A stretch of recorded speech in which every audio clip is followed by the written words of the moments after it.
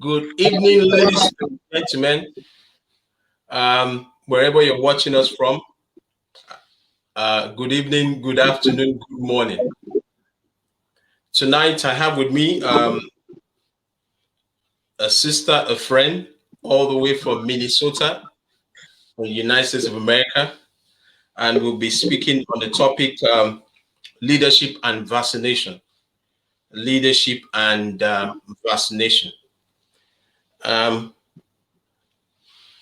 can you just introduce yourself, please? Okay. Good evening, good morning, good afternoon. My name is Bosola, Omobosola Akishete, and I'm from Nigeria. I was born in Lagos, went to medical school at the University of Lagos, and I did my residency in Rhode Island in internal medicine, and then went and did a fellowship in infectious diseases at the University of Minnesota. And I am an associate professor at the University of Minnesota in infectious diseases. I am the chair of infectious diseases at Health Partners Medical Group. And I have a specialty or a special interest, if you will, in HIV and AIDS, especially in African Americans, Africans, and other people of color. Wow, that's quite fast, you know. I know. I can definitely slow down. I think I need to give you another opportunity to say it again so that you know. Well, there are a couple of other things I could add in there if you. Okay, just add some, you know, so that you know.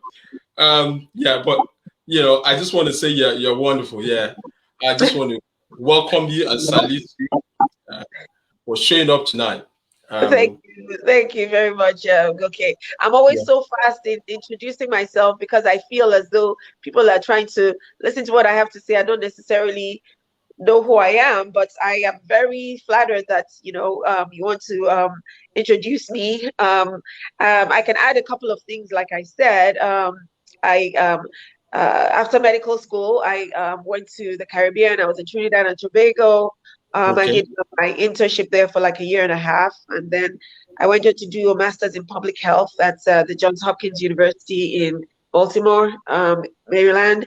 I worked at Howard University and the National Institutes of Health as a research associate before I went to do my internal medicine residency in Rhode Island. And then, of course, I came to Minnesota to do my fellowship, and I got very, very interested in the world of HIV and AIDS because at the time I was finishing my residency was when we started to get good medications to treat HIV, and all of a sudden, HIV was not not a terminal disease for people anymore, and I was very interested in getting into that realm, into that fight, especially meaning that.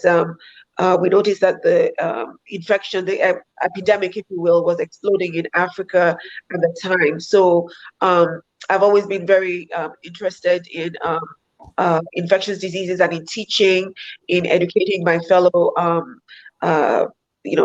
individuals, especially people who are African American, people of color, people from Africa, and it's just been a passion of mine, and I've been enjoying it.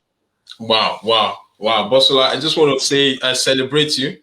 I salute you, and I just want to thank you for showing up at a time like this. You'll be speaking to something that is very sensitive, a topic that is very sensitive all over the world.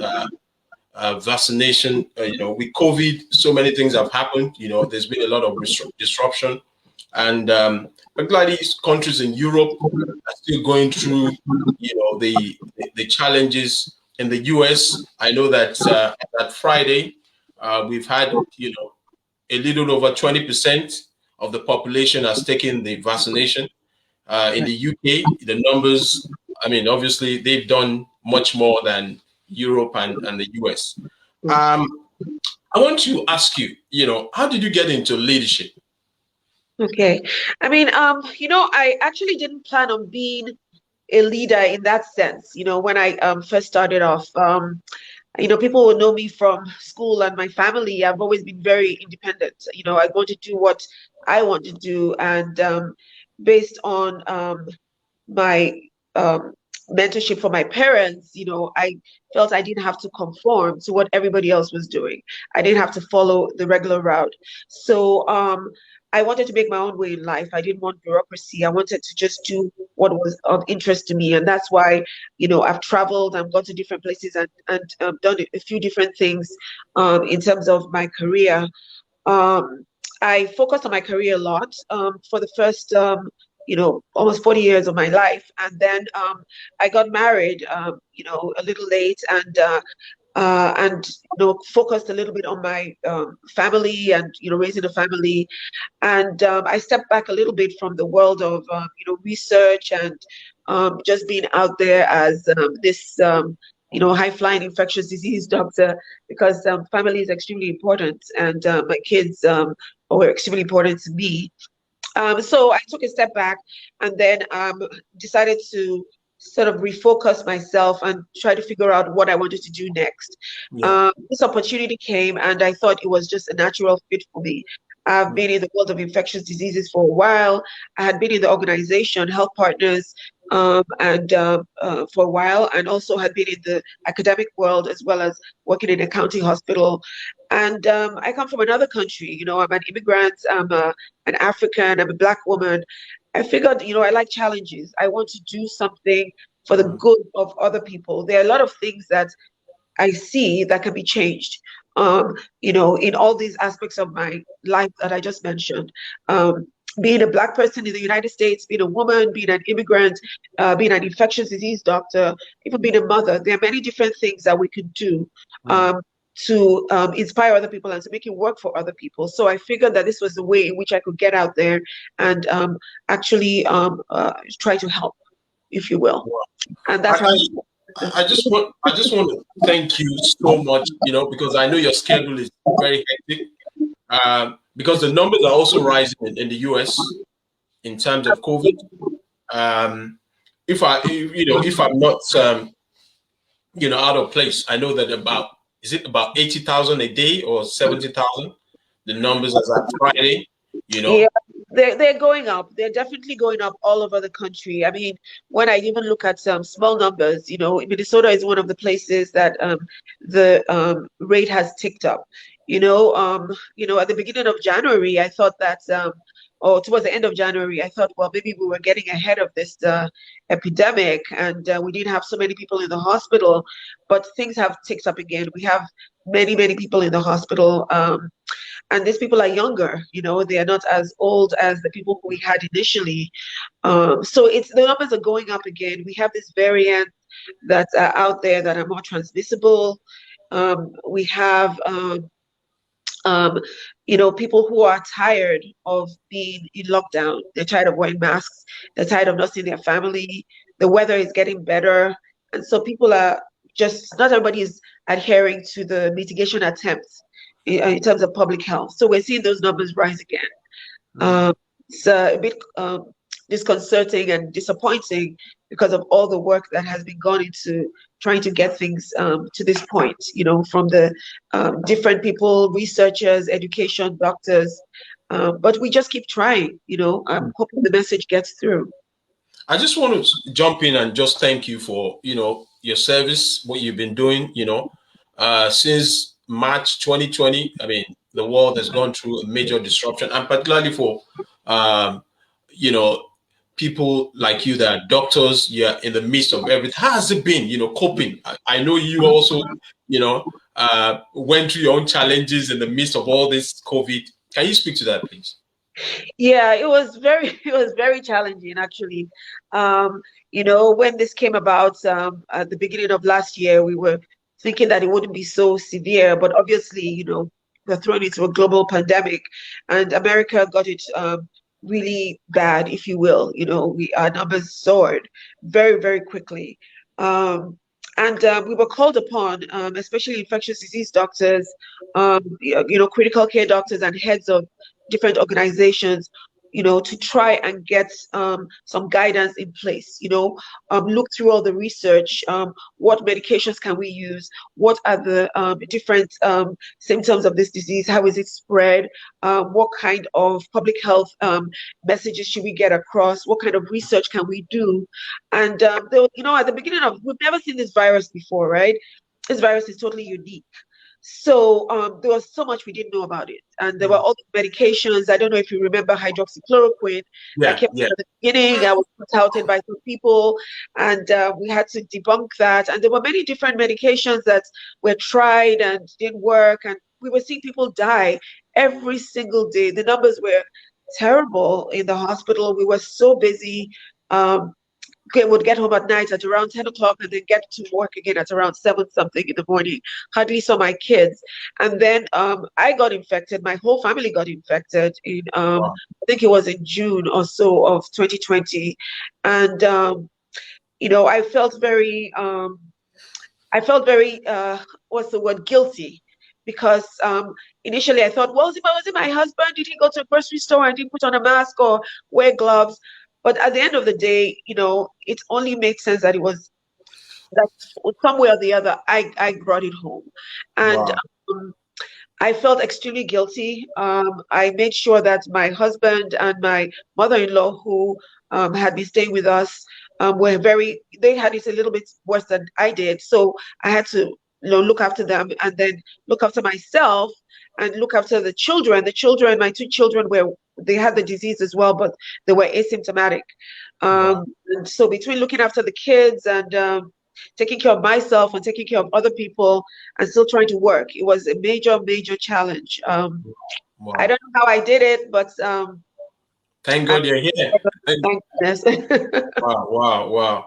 Because I just want to speak to that, because it's not for you just to come and encourage us, but also to let you know that we also appreciate what you're doing, and also your colleagues all over the world that are making sure that people are taken care of, and we just want to celebrate you.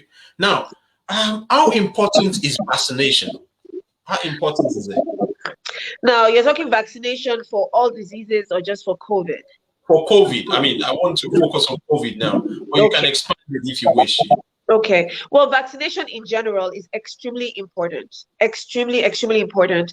And we who come from developing countries see infections every day, preventable infections, preventable deaths. I remember being in medical school and trying to, use an ambu bag to try to bring oxygen into the lungs of this little boy, a baby who had tetanus. He hadn't been vaccinated. His mother hadn't been vaccinated.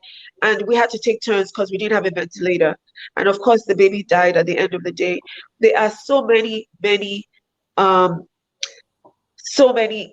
preventable diseases that people died of. And that's actually what got me interested in infectious diseases in the first place. And so now that we have so many vaccines and people are living longer, not just in the developed world, but in the developing world as well, we shouldn't forget that there's a reason why vaccination came about in the first place. These organisms, microorganisms, some of them, parasites, some of them, they have been here before human beings populated the earth, and they'll be here after us. They can adapt very well, and they know their resilience. They know they will always keep changing to become more not infectious, but just to give them advantage, because they want to survive as well. And we as human beings are in their environment, we're in their niche, where either from medications we take, drinking water that they live in, many different things that we do, and we put ourselves in that environment. We need to be able to protect ourselves, and vaccination is the main way to do it, especially in our young children. Now, moving on to COVID.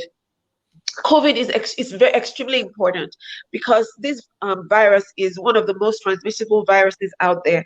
Measles is the most transmissible that we see, because measles, if one person has it in a room, you're sure that at least 10 or more other people in that room will get it as well. It's airborne, stays up there for a while.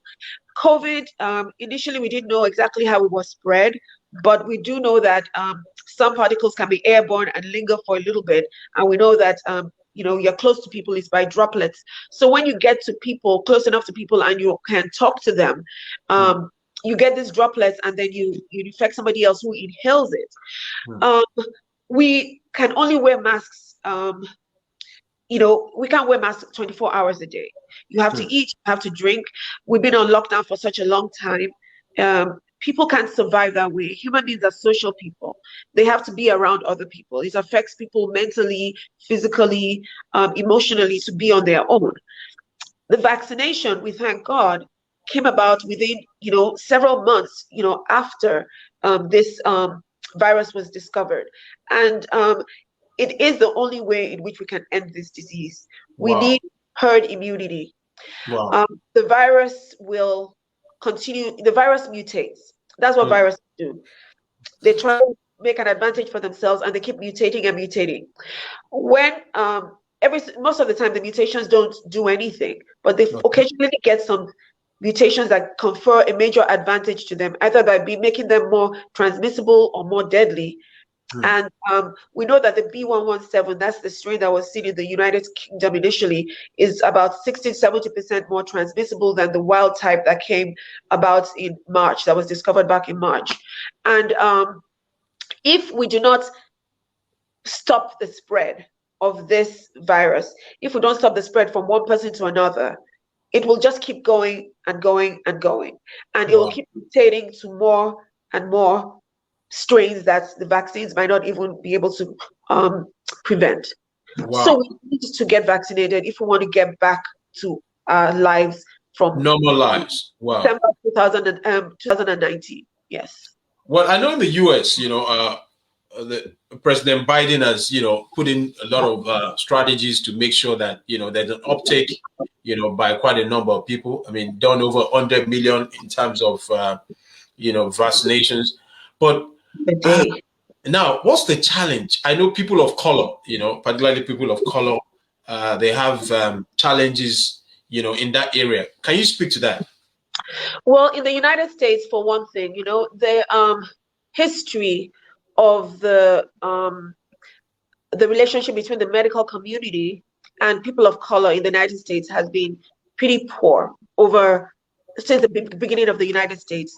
People might not know about this Tuskegee syphilis study that was started, I think it was in the 50s, whereby they were studying black men who had syphilis, and they wanted to study them over time to basically follow the disease and to see how it evolved over time, and then dissect them afterwards to see what happens to the brain, etc.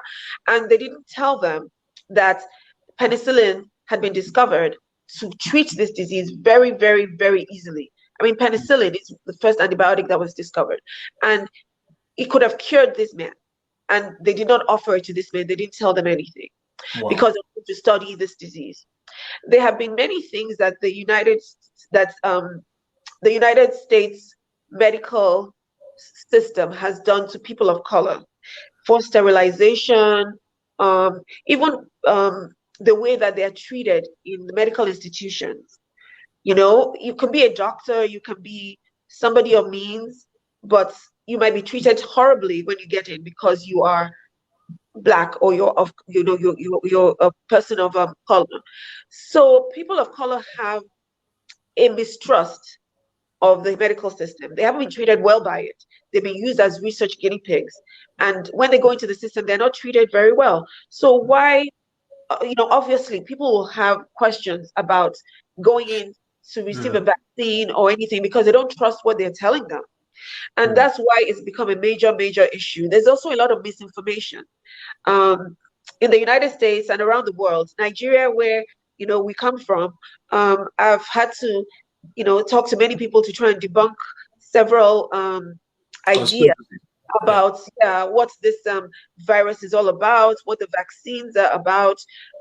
There's been so much talk about it getting into your cells and causing long-term effects, and all these things are not true. So, but they are more believable to us as people of color and as people in other parts of the world because of the history of what has happened, not just in the United States, but in other parts of the world as well. So that's the challenge we face here. Now, thank you so much for being authentic. I mean, there are quite a number of people listening all over the world and listening to you. You are not just uh, you know the average doctor, but this is your area of specialization, infectious diseases. And in that area, being able to establish yourself. I just want to salute you and celebrate you. Now, I want you to speak on this long-term COVID. Some people have side effects of, maybe, long-term. Can you speak to that? I'm not a doctor, but can you just, in layman's language, yeah. Yes, long-term COVID, or we call it post-acute COVID syndrome or post-acute COVID symptoms, and we call it long COVID basically. And just to, as a brief definition, long COVID is the term that is used to describe symptoms of that persist for at least 4 weeks after your acute infection with COVID. Now, some of these symptoms might be due to COVID itself, and some of it might be due to just the effects of being sick and hospitalized with COVID, such as being in the intensive care unit for weeks or months, not moving because you're on a ventilator. So you have post ICU syndrome. But COVID itself some people who have had COVID itself have been noted to have these symptoms that can linger 4 weeks after COVID, your acute COVID infection, and they could last for weeks or months in many cases. Now, people who get long COVID do not necessarily have to have had a severe illness. In fact, most people have had mild illnesses or have been asymptomatic. People could have fatigue is the main one. I experienced fatigue, a lot of fatigue, where I wasn't sure whether it was COVID or whether it was from the kids or whether it's from work, but fatigue, where people feel they could sleep all day. You have body aches and pains, shortness of breath, cough, some neurological symptoms. You feel dizzy, you have a brain fog, you're not really concentrating, you don't remember things. Other people could have fevers, chills. There are other symptoms that you could have after COVID. Now, we don't know 100% why some people have these symptoms and others don't. We think maybe, I don't know, it could be even up to 25% of people that might have these lingering symptoms of COVID after their acute infection. But we don't know 100% why. What we do know is that COVID affects almost all the organs in the body. Wow. It affects your heart. Definitely, you have people who've had heart attacks and they say, oh, I had a heart attack. He had a heart attack. So it wasn't COVID. If they didn't test him for COVID and he wasn't really at risk for a heart attack in the past, as far as I'm concerned, he had COVID, whoever it was.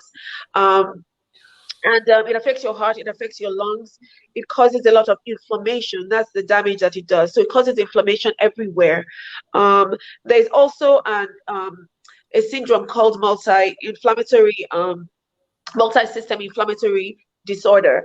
It was first seen in children in the UK and published, and we've started seeing it in other parts of the world, and we've seen it in some adults as well, whereby this is after their infection. They didn't even know they had the infection, and then they come back very sick. Their body is sort of fighting itself, and a lot of them end up in the intensive care unit on a ventilator.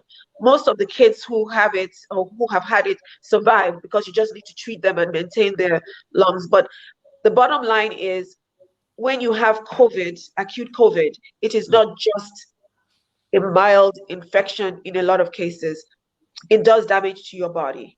We don't know everything about it, but we know that people have these lingering symptoms, and even people who do not have lingering symptoms might still have some underlying issues going on that might not be found out for years. So the best thing is not to get COVID in the first place.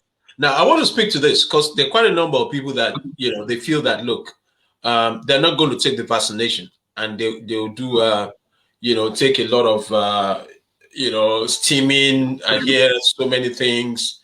And I said to someone, how long are you going to, continue with steaming? Can you speak to that? Is it effective? No, the only things are symptomatic treatment, like when you have the flu or you have a bad cold, like me, or you have malaria. There are things you take. You take Tylenol, you drink water, you eat pepper soup or chicken soup to open up your sinuses so you can breathe better. These are things you do to make yourself feel better, but it's not preventing you from getting the infection, and it's not preventing the um, the consequences of the infection. We've just talked about the fact that it affects many different areas of your body, and you don't even know what it has affected in many cases until a little bit later. Because initially, in the first couple of days, the virus is just replicating, and then it can go on to an inflammatory stage where it causes inflammation in so many different parts of your body, and that's when people end up in the hospital, because now it's not the virus doing it, it's the effects of the virus that are causing you to be sick. So people can do a lot of symptomatic treatment. A lot of people have also been talking about ivermectin, which is a bit controversial because that is what is available in a lot of parts of the world, because people do not have effective treatments like we might do in the United States. Not that we have great treatments for COVID in general, but at least better than in some other developing countries. So a lot of people have been taking ivermectin because there have been some studies that have suggested that it works. The problem with the studies is that some of them are not big enough. They don't have enough evidence to show that it actually works in so many different people in so many different parts of the world, if they didn't take anything else, because people are taking other different medications while they're taking the ivermectin. And because people are taking it all over the world now, we don't know if it really works or not. So I say that, if you're not sure of the therapy, then you get vaccinated so that you don't get it, or if you do get it, it is not severe, so that you don't get sick and you don't have to use ivermectin, or anything else in the treatment. Okay. Awesome. If you're just joining us tonight, I've been speaking with my friend and my sister from Minnesota, United States. She's an assistant professor of infectious diseases. Name is Bosola Akinsete, and she's been adding so much value. I just want to celebrate you out of your busy schedule. It's such a privilege having you on this platform tonight. Now, I want you to speak concerning the different types of COVID vaccines. We have AstraZeneca, Johnson & Johnson, we have Pfizer, we have Moderna. Can you speak to, because in the UK, I mean, obviously, they've had AstraZeneca and a lot of people have had the privilege to take it. But there's also been the side effect of blood clots. People are a bit apprehensive. Johnson & Johnson, they were supposed to come up with a lot of vaccines. They had some challenges in the manufacturing side. So can you speak to it, please? Yes, of course. In the United States, I'll just say that in the United States, AstraZeneca has not been approved yet, exactly. So I don't have like 100% of information, but we do know some information about it. As a matter of fact, in my hospital was one of the main sites in the United States for testing this vaccine. So at my institution, a lot of people were involved in it. In Minneapolis, Minnesota, a lot of people were involved in the trials. Now, the mRNA vaccines, that's the Pfizer BioNTech vaccine, as well as the Moderna vaccines. People were concerned or have been concerned about how fast this was developed. But I tell people that, this was a technology that had already started in the past. They had been trying to use it for other infections such as influenza, Zika, rabies, Ebola, actually, in the past. What it entails basically is getting the sequencing the virus, so you get the whole virus itself, and then you just take a small piece of the virus, which is the spike protein, in this case in COVID, because that's what it uses to enter the cells of the humans. So what they do is that they get a code from that. And the code helps you tells your cells to make the spike protein. And so what the vaccine is injecting into you is basically that code that is telling your body, there's something here that you need to make the protein too. So your body starts to make the protein of the spike protein, and then it makes it and brings it out and covers the whole cells with it, right? It doesn't get into your DNA, it doesn't get into your nucleus, it's just on the surface. And once it gets into the cell, the code degenerates, and then your body takes over. What happens is that when your body sees the actual virus in the future, because your cells have been primed. They're now very awake and alert that there's this protein that is not supposed to be there. Yeah. They attack the virus right away and prevent infection. So it had been going on for a long time. They hadn't found a way to stabilize it yet, because the body's immune system always tried to kill it, but they now found a way to stabilize it. So as soon as they knew this COVID virus, they managed to get all the sequences. The Chinese made that available at the beginning of the year. They were able to just incorporate this quickly into a vaccine, and basically be able to, make up the vaccine very, very quickly. People have been concerned that it was too fast. They cut corners. They didn't cut corners. They knew exactly how this worked, and it can be magic. It can be synthesized very quickly and very easily. It can be adjusted very easily. So those are the two mRNA vaccines. Now, AstraZeneca and Johnson & Johnson are similar, but they are not using your own code to make those proteins. They come in there's a vector, something that is used to help them to get into your cells, which is made out of the cold vaccine, the cold virus. In the case of AstraZeneca, I think it's the chimpanzee adenovirus, and then the Johnson & Johnson is just the regular cold virus, and it gets into your cells that way, and then helps your body get the instructions to make these spike proteins. I'm not exactly sure. Right now, we're not sure what the significance of those reports about this what we call thrombocytopenic thrombocytosis, which is basically your body is forming some clots. Yeah, they've only seen it in young women, women less than 50, in a very, very small number of women, very small number of people, considering millions in the world that have been vaccinated against this. But obviously, you don't want to ignore anything. It was something that was never seen in the trials, and it's almost like an antibody. Your body is sort of fighting your body starts to fight the platelets. It causes your body to sort of fight your own platelets and cause your platelets, which help you to clot, to go down, and paradoxically it causes you to form clots as well. So I know in some countries they have decided not to give it to people who are women of a certain age. Yeah, even in Germany, yeah. Yes, yeah. And I think I think in a couple of other countries, maybe the UK as well. Yeah. But I mean, with the numbers are extremely small, and what we say is, when people ask what is the best vaccine to get, is the vaccine that you can get into your arm right away. It doesn't matter, in my opinion, whether it's the AstraZeneca or the Johnson & Johnson, Pfizer, BioNTech, or Moderna. You can look at your risk factors and try to determine whether you are at risk. If you are a doctor and AstraZeneca is what is available to you, and you're out of the front lines, you have to look at the risk versus benefits. What are the odds of my getting any clotting issues, and what are the odds of my getting COVID and getting sick from it? And then you make that decision. But if one is not available to you, then obviously you can get something somewhere else. But the quicker you get vaccinated, the better. And there's still a lot of research going into place. We don't know why, and it might be just something as simple as some other thing that that group is doing. I don't know, birth control. I don't know. We just don't know. There's a lot of conjecture right now. But okay. I would say get the vaccine if you can, whichever vaccine you can get. Awesome. Now, countries are trying to open up. I know in the States, there's been a lot of opening up and closing up, and now regarding children, I know that Pfizer has come up with a vaccine for children ages 12 to 15. Can you speak to that?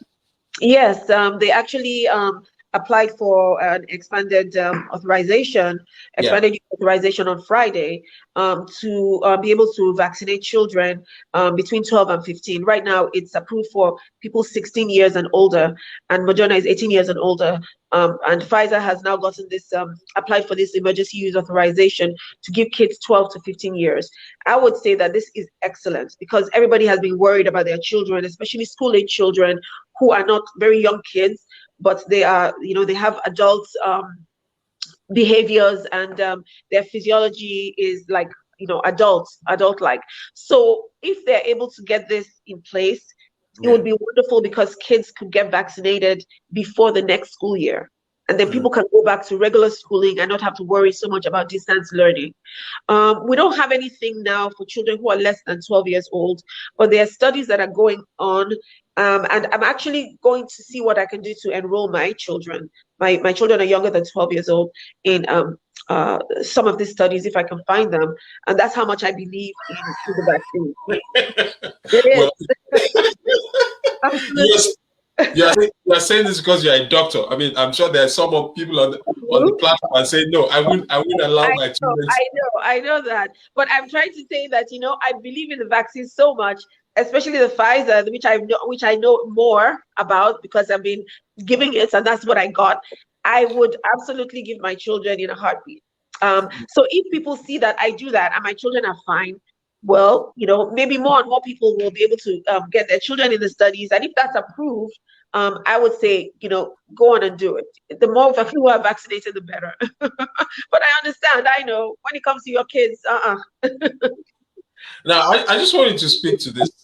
Again, I have to talk about how can we encourage not just people of color? How can we encourage people to take these vaccines? Because people are it's still a very fluid situation. Can you speak to that? Yes, it's a challenge. It's an absolute challenge. I mean, you're right. It's not just people of color. People of color, we've talked about how, in the United States in particular, the mistrust with the healthcare system. In other people, who are not people of color, they have the messaging has over the last year has been bad. It's been politicized, which should never be. Healthcare should never be politicized, but it's been politicized, and people are like, well, I'm going to look after my body. It's my own right. I don't know the long-term effects of this virus or the long-term effects of the vaccine.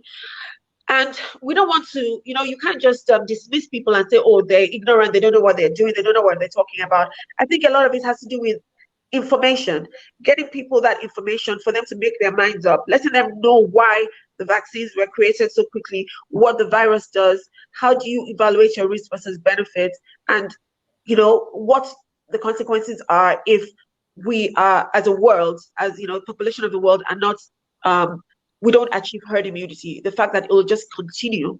In places like Nigeria, where I know I made myself very frustrated over the last year. Every time I went on social media, there was a party, there was a funeral, there was a wedding, and there were people, around without masks and things like that. And they said, well, we don't have it in Nigeria. Nobody's dying. Nobody is this and that. And it bothered me a lot because I know that the virus is not discriminating against Nigerians. It's not saying that, I'm not going to infect Nigerians, but I'm only going to infect Americans or people from the UK. There was something, obviously, we don't know 100% why some people, the infection the pandemic hasn't been as bad in some countries in Africa. Some of it might have to do with the age of the average.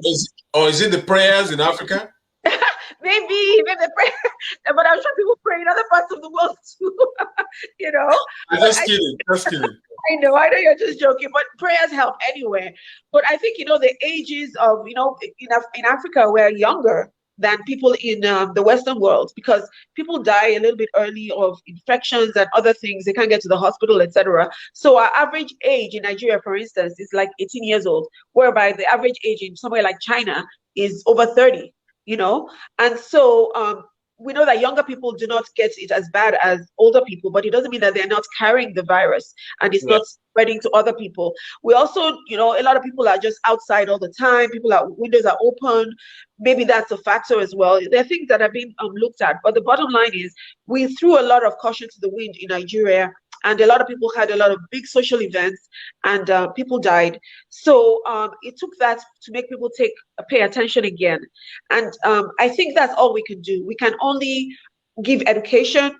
We can, I tell people that when they get vaccinated, they should put it on social media, tell their friends, their family, their colleagues, because the more they see people getting vaccinated, the more likely that they will get vaccinated, right? Because they've seen this person and this person is doing just fine. So why can't I get vaccinated?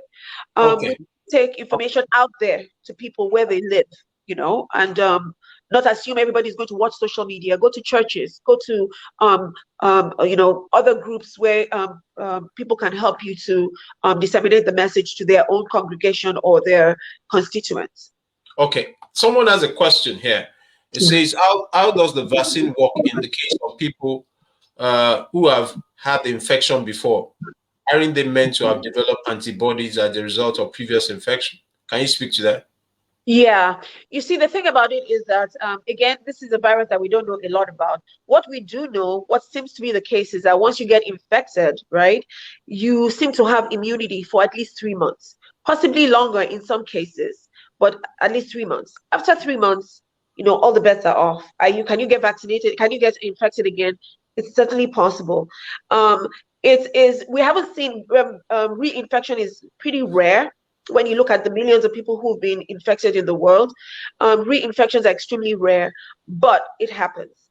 And now that we have different strains, it's actually possible and likely that some people who get infected a second time might be infected with another strain. These are, I know now in Minnesota and all over the United States, if you see somebody who has a breakthrough case, either being reinfected after they were infected like over 3 months ago, or they've gotten vaccinated and they get infected again, then we have to send it off to see what kind of strain it is and what's happened.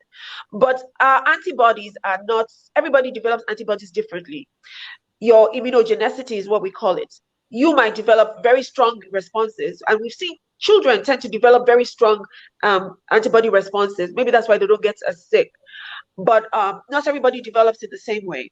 And antibodies are not the only factor in terms of fighting this infection. There's also another type of immune system called the cellular immune system, basically. So everybody is different. What we do know, though, is that the vaccines elicit a much stronger immunogenicity than the infection itself. Your antibodies are higher when you're vaccinated than when you get an original infection. So more to come. We've only had like just over a year of having this as a global pandemic. A lot to learn, but we know that reinfection is possible. Seems to be rare now, but that's one of the reasons why we say wear masks. There's so many different things that we don't know. Awesome. Bosola, you've been adding so much value tonight. We celebrate you and we honor you. If you just joined us, we've been speaking with Bosola Akinsete. She's resident in Minnesota, in the United States. She's an assistant professor of infectious diseases, and we're speaking tonight on leadership and COVID. Now, I want you to speak to this. I think it was about a few days ago, and a particular lady who went on holiday, I can't remember the country now, said she was vaccinated, but she still got infected. Yeah, and that's what I was that's what I was alluding to towards the end of my last sentence there, saying that, these vaccines, we know that they're not 100% effective, right? Even with the Moderna and Pfizer, that about 95-96% effective against infection, although they seem to be closer to 100% effective against severe infection leading to hospitalization and death. But there's still that 5%. And if you have 1 million people, 4% is a lot of people, so you can still get the infection. You can still probably have a symptomatic infection, because I think that's what happened with that person. She tried to get on the plane and she tested positive, even though she had tested negative in the interim. So it's very, very possible to get that. We know that it is nothing is 100%, and we have to use other public health mitigation efforts to try to decrease the spread of this virus. Okay, excellent. Well said. Now, I just wanted to speak to this. What's the role of leadership, in creating awareness? A situation where you have some governors are saying, you shouldn't wear masks.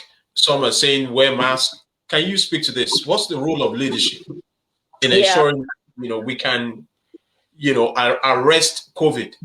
Yeah, it's a very pained look on my face, because it's something that has been very, very painful to watch as infectious disease doctors. Leadership is critical. I mean, past leadership in this country, I think bungled a lot of this effort, and which is why we allowed this virus to spread and affect so many people so quickly. Now we have different leadership. Everybody's going to, I mean, nobody's going to do everything 100%, right? But I think one of the most important things is listening to the experts. Listen to the experts and getting people from different areas who have expertise in different areas that can help you. The experts know the research. The epidemiologists know how it's spreading. You have people who are in communication. You have technology people. You have religious leaders. You have people from different ethnic groups or different races, and they come together and come up with something. I've been impressed by the current president's efforts, and also my organization, Health Partners, has done a great job in terms of trying to get this information out. Well done. Well done. Wonderful. And one last thing is that you have to be able to adapt. New information is going to come out about this virus. You can't say, oh, you said this then, so I can't do it now. You need to change and adapt it. If this is what it says, then do it, and say that you didn't know before, but now you know, so do it. I think humility is the name of the game from anybody who is involved. Wow, awesome. I just want to thank you. Now I want to ask a very, it's a tricky question, so I'm not trying to set you up. Okay. I want you to listen attentively. Can COVID be eradicated? That's a very tough question. I actually don't know. I don't know if anybody knows, because again, there are some viruses that have been eradicated, right? Smallpox was eradicated, polio has been eradicated, but I don't know the way COVID is very, very transmissible. We have asymptomatic infection, whereby you don't know somebody has it, and so that person can send it to you, can give it to you. And again, if we do not have a herd immunity, if about 80% of us in the world are not immune against it by vaccination, mostly, I don't think we can eradicate it. It's going to keep mutating, and it's going to keep finding a way to get by vaccines or medications that we use against it. It might become seasonal, like the flu. In the the influenza changes every year. That's why you have to get vaccines every year. It shifts a little bit every year, and then you have to put another vaccine for that year. It's possible that COVID can become that way, but we might have enough herd immunity that the virus will just peter out, maybe. But I'm not confident. Okay, there's another question from a friend of mine who's going to be speaking on leadership and talent management next week. His name is Dr. Iyo Udueni. Is speaking, asking this question. It says, "Are you concerned that some leaders are anti? Is it anti-vaxxers? And if yes, what is your advice to leaders who are pro-vaccination in terms of tackling the rhetoric and misinformation coming from their peers?" Yes. I think that one of the main things is to try not to antagonize people too much. I think that's one of the things that gets people fired up. Other people on the other side fired up, and then they say, "Oh, it's my right to do this. It's my right to do that." You talk about the benefits of the vaccine. Talk about the risk versus benefits. Get that information out to even even if it's not the leadership that is talking about it. Go to the people where they live. Go to the people who are being affected. Send people out. Talk to their leaders. Talk to their sisters, their brothers, their students, their colleagues, and get them to actually one-on-one talk about things, and give them the actual information that they need to make that decision for themselves. Because we know that there's some leaders who are not going to tell us what is real. At least according in the medical world, we know that there were anti-vaxxers in the past who have been against all vaccinations, assuming that, like the measles, mumps, and rubella vaccine causes autism in kids, which is something that has totally been debunked. It is not true. But there are a lot of people who are still behind that, and people are still listening. So I think we just need to break out into small groups and talk to people, go to where they live, and give them the message one-on-one, as opposed to just letting top leadership, control the rhetoric and the conversation. Okay. Now I want to speak to this. Your constituency, the healthcare workers, you guys, frontline, but quite a number of your colleagues are not taking the vaccination. Can Yeah. you speak to that? Yeah. It had been puzzling to me a little bit. I'll tell you, this happened last week. We have a meeting that we have every week with the Department of Health, Minnesota Department of Health, all the infectious disease doctors in the state, and anybody who is interested. And we were talking about this exact topic. How do you tackle vaccine hesitancy? What are you doing in your institution? What are you doing in that institution? And then somebody called in, and this is a person who is a doctor. We don't know who that person is, but the person is obviously not an infectious disease doctor. The person called in and said, it is my right to do what I want with myself and my body. I do not know what the long-term side effects are of this vaccine. I've seen some people who might have some neurological problems. I've heard about some people who might have some issues. And even though I'm a doctor, it is my right not to get vaccinated. I can just wear a mask and go and see my patients. But somebody said, that's not fair. That person who is seeing you is trusting that you are healthy and you're not going to make that person sick.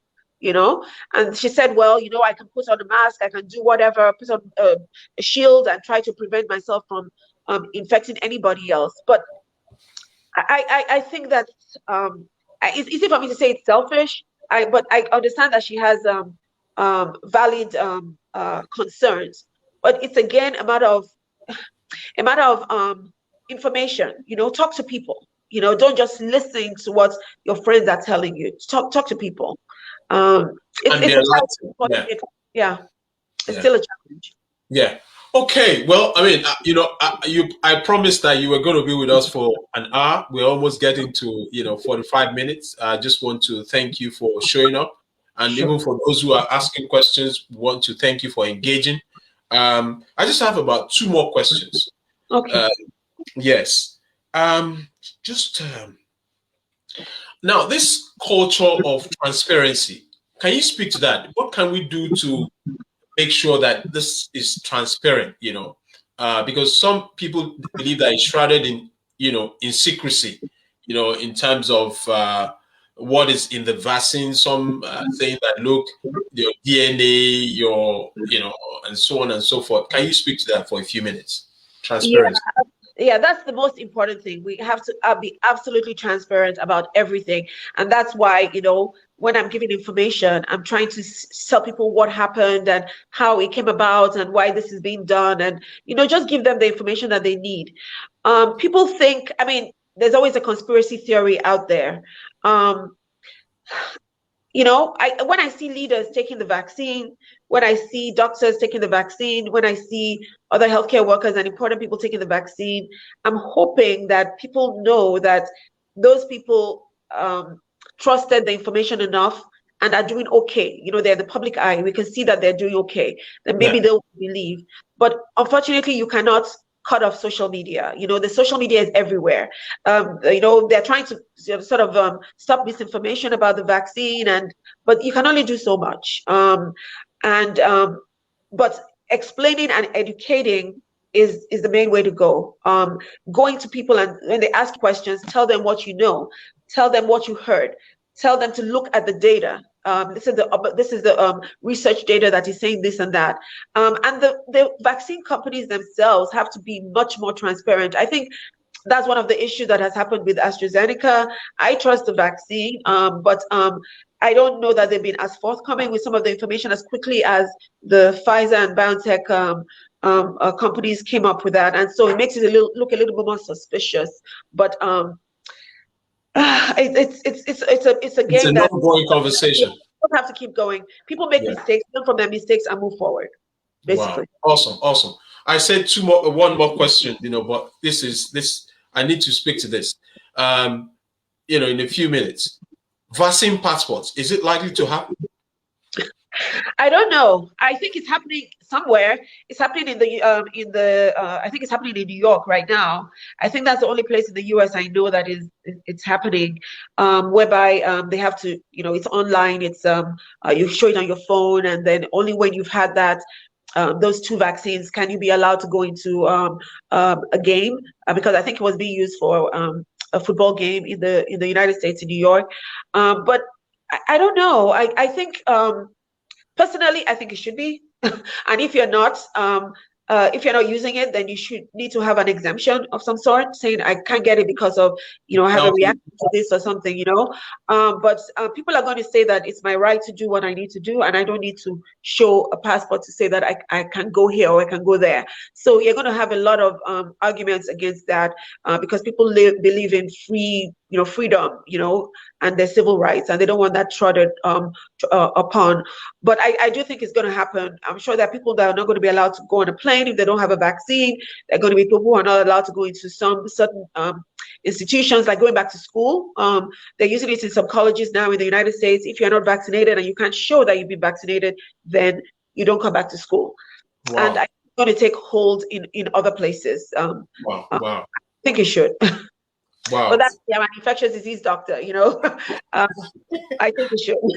No, we respect your views, I mean, and that's your field. So we just want to thank you tonight for showing up and adding so much content. And for those of us that are on the platform, I want to say thank you to Bosola. Just drop it in the comment section. Say thank you to her for giving us this invaluable information. Finally, now you are adding so much value. Your knowledge base is so wide. Who are your mentors? Yeah, I mean, I alluded to this at the beginning. I mean, my parents made a big impact on me. My mom is a doctor as well. She's a professor of hematology. People would know her at the University of Lagos, and she's been very involved in the world of HIV as time has gone on. And I've watched her. I've seen how. And your dad was also a professor as well? Yes, my dad is also a professor as well. And in my mom's case, I saw how she blended her family, her life, her career, and she was still able to maintain her life and be a happy person. And Wow. I said, I'm going to be like her, And my father also told me that as a woman, or whoever I am, whatever I want to do, I should try and do it. Don't do it halfway, do it well. Both of them made a major impact in my life growing up. And I had a couple of mentors along the way. There was a African-American doctor when I was in my residency, Dr. Valerie Stone.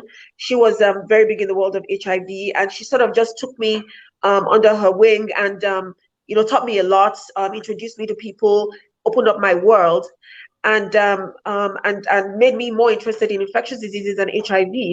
And then finally, when I came to Minnesota, I worked when I was starting out my career. This was actually a white man. He's an older white man, Dr. Keith Henry, and he took me under his wing.